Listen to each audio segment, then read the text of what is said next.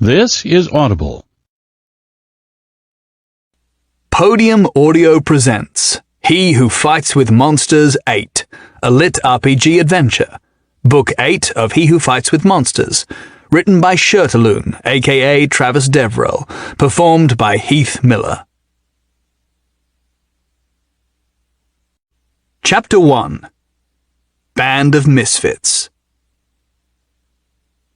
The Storm Kingdom was primarily located within the Sea of Storms, occupying the space between the North and South continents. The kingdom's territory included the coastal regions of those continents, along with the entire body of land that connected them. This strip of land made up the western border, while to the east was open ocean. The continent to the north was sparsely populated, which was very different to the equivalent region in Jason's homeworld. The bayous of Louisiana and the wetlands of Florida were nowhere to be seen, leaving rocky barrens as dry as old bones. The exceptions to this were small pockets of magic that were contained to very specific areas. Jason had encountered examples of this, as they were often the site of fortress towns. By using the local magic conditions, a fortress could employ efficient and powerful defenses. Jason had once delivered supplies to a fortress town in a gorge that featured magical scouring winds. The fortress employed those winds to create powerful wind blades that would otherwise have rapidly consumed the town's magical reserves. Making use of such magical pockets was the specialty of the Irios family, which made the noble house critically important during a monster surge. Jason was unhappy to have been dragged between the Irios family and the royal family, for once through no fault of his own. Jason was relieved to be well out of the capital of Rimeros, part of an expedition to the arid north coast. Amongst the barren rock, one of the many canyons in the area was incongruously filled with thick jungle, courtesy of a magical pocket. More typical of other regions of the kingdom, the canyon floor was a dense wall of green, the air humid enough to create a thick haze that hovered over the canopy. The hot, wet air died the moment it reached the canyon mouth or rose above the sides. That was where the magical pocket ended and the arid surroundings reclaimed primacy. The lush greenery stopped dead, clearly marking the environment within the canyon as magical.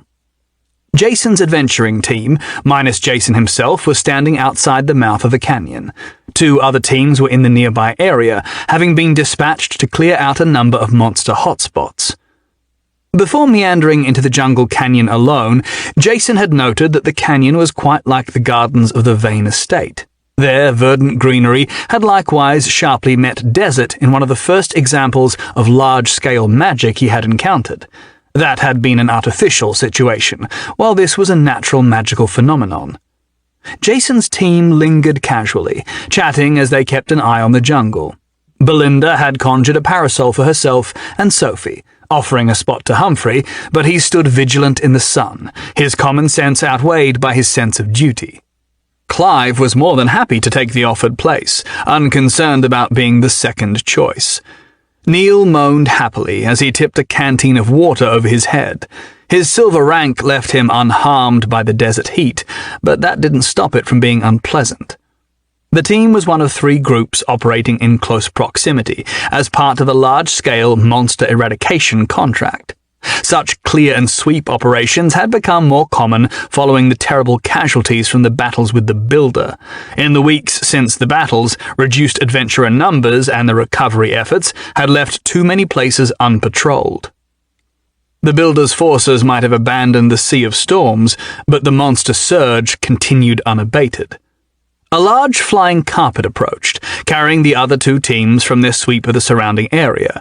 One team was small, being Farah, Gary, and Rufus. The other was a local guild team they were working with. The carpet stopped close to Humphrey and the others, floating over the ground for the passengers to step off. "What are you doing?" Rufus asked Humphrey. "Where's Jason?" Humphrey nodded in the direction of the jungle-filled canyon. "That whole area has been infested with light-eater vines, and now some umbral raquels have spawned in there too," Humphrey said. "A large pack, by all accounts.